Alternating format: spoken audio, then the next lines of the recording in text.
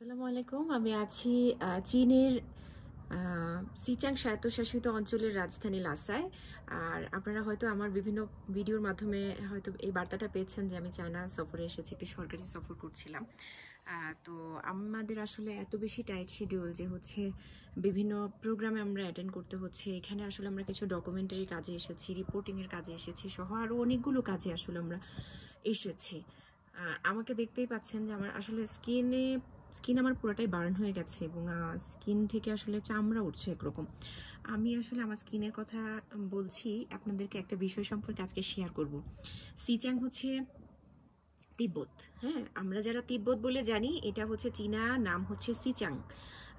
আসলে এটা তিব্বতেই ছিল আগে, কিন্তু এটা পরবর্তীতে নাম পরিবর্তন হয়ে এখন এটাকে সিচাং নামকরণ করা হয়েছে এবং সরকারিভাবে এটাকে কিন্তু সিচাং হিসেবেই প্রতিষ্ঠা করা হচ্ছে।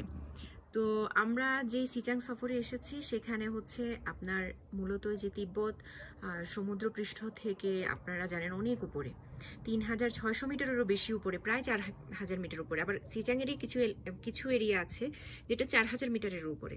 তো যেহেতু অনেক বেশি উপরে, সেখানে আসলে অনেক সমস্যা আমাদের মতন সমতল ভূমির মানুষজনদের জন্য অ্যাডজাস্ট করা আবহাওয়ার সঙ্গে অনেক কঠিন।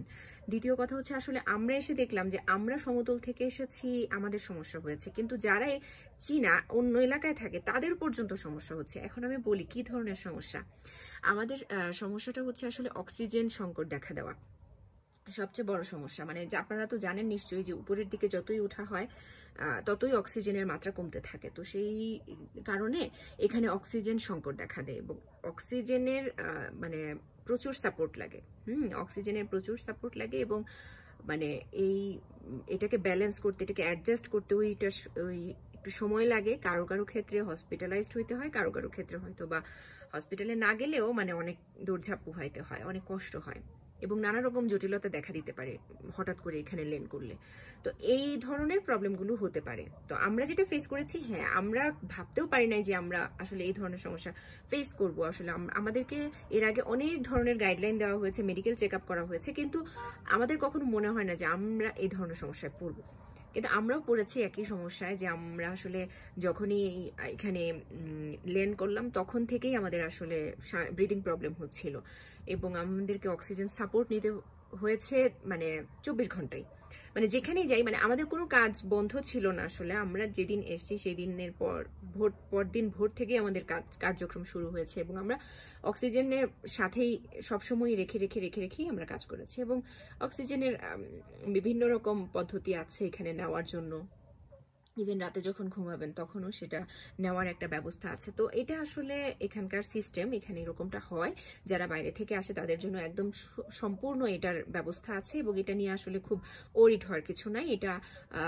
এটা তারা খুব স্বাভাবিকভাবেই হ্যান্ডেল করেন যে সমস্যা হতে পারে। আর একটা যেটা হয়েছে যে হ্যাঁ, মানে রোদ্রের মাত্রাটা অনেক বেশি, যখনই বের হতে হয় তখনই এখানে মারাত্মক অবস্থা। মানে আমাদের এই রোদ সহ্য করার মতন স্কিন আসলে এতটা ইয়ে না, যার জন্য আমরা প্রচুর পরিমাণ বার্ন হয়ে যাই। এবং যেহেতু ওয়েদারটা একটু অন্যরকম, রাফ প্রচন্ড, মানে হাত পা শরীর মুখ মানে টেনে চামড়া ফেটে যায় প্রচুর, এরকম অবস্থা। কারো কারো দাঁতের সমস্যা দেখা দেয়, প্রচন্ড মাথা ব্যথা হয়, বমি হয়, মানে অনেক রকম সমস্যা হতে পারে। তবে খুব দ্রুত আলহামদুলিল্লাহ আমরা অনেক দ্রুত সেটা ওভারকাম করতে পেরেছি। আমাদের এখনো অক্সিজেন সাপোর্ট লাগে। আমরা সিচাংয়ে অবস্থান করছি, আমাদের অলমোস্ট 4-5 দিন হয়ে যাচ্ছে, কিন্তু আমরা এরপর এখনো আমাদের অক্সিজেন সাপোর্ট লাগে। তো কিন্তু আমরা মোটামুটিভাবে সেরে উঠেছি, অনেকটাই অ্যাডজাস্ট হয়েছে আমাদের। তো এটা একটা বিষয় আসলে হয়তো বা অনেকেই জানে না এটা সম্পর্কে। আমার কাছে মনে হয়েছে এই তথ্যটা আমি একটু শেয়ার করি। আর আমি যেখানে বসে আছি, আমি যদি একটু দেখাই, এই যে আমার হোটেলের জানালার পাশ, আমি আসলে খুব ভালোভাবে দেখাতে পারতেছি না, কারণ হচ্ছে রৌদ্রটা একদম এখন জানালা দিয়ে এই পাশে, কারণ সূর্য অস্ত যাচ্ছে এখন।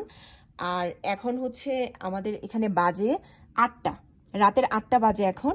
সূর্য অস্ত যাওয়ার সময় কাছাকাছি 8:30 পৌনে 9টার দিকে এখানে সূর্য অস্ত যায়। আমি যদি একটু দেখাই, এই হচ্ছে আমার জানালার পাশে ভিউ। আসলে রোদের জন্য পাহাড় দেখা যাচ্ছে না, গাছগুলোর পরেই হচ্ছে পাহাড় এবং পাহাড়ে ঘেরা এই শহর। আর এই হচ্ছে আমার হোটেল রুম। একটু অগোছালো আছে, এই জন্য আমি আসলে ওইভাবে দেখাতে পারছি না, বাট এটা হচ্ছে হোটেল। তো আপনাদের আসলে এই একটু সময় পেয়েছি আমি এই সময়টাতে, তো ভাবলাম যে আমি একটা ভিডিও করি, এই তথ্যগুলো একটু শেয়ার করি আপনাদের সাথে যে সিচাং ভ্রমণের অভিজ্ঞতা আসলে কি ধরনের।